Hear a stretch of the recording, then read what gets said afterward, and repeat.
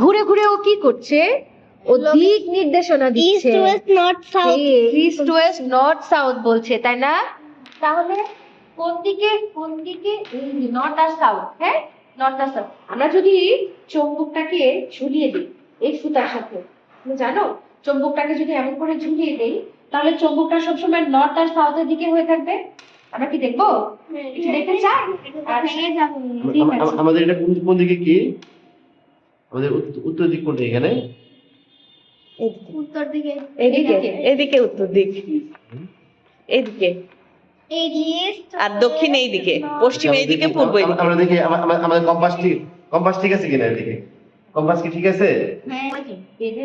দেখি পরে কিনা, লেটস সি। এই কম্পাসের মতো হয় কিনা নাকি? কম্পাসের মতো হয় কিনা এটাই তো দেখবো। এটাই তো পরীক্ষা, এটাই তো মজা, তাই না? আচ্ছা, এবার আমরা এটাকে ঝুলাবো। জাস্ট এরকম করে রাখবো। এই যে এখন তো নড়ছে কিন্তু ও কিন্তু নড়া থামাবে। যখন হ্যাঁ, যখন থামবে দেখবা যে উত্তর দক্ষিণ বরাবর হয়ে আছে। নর্থ আর সাউথ একদম নিচে দিয়ে ফেলবে। তারপরে দেখো ওই নর্থটা, হ্যাঁ ওইখানে। ওই যে থামছে হ্যাঁ সবাই মিলে তো ধরার ধরে না, আর ধরে দরকার নেই। চুম্বক যখন থেমে যাবে তখন এটা কিন্তু নর্থ সাউথেই কি হবে?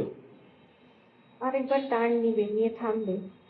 হ্যাঁ, নর্থ আর সাউথের দিকেই দুই মেরু দুই দিকে মুখ করেই থেমে যাবে। দেখো এই যে থেমে গেছে। হ্যাঁ এই যে উত্তর দক্ষিণ বরাবর।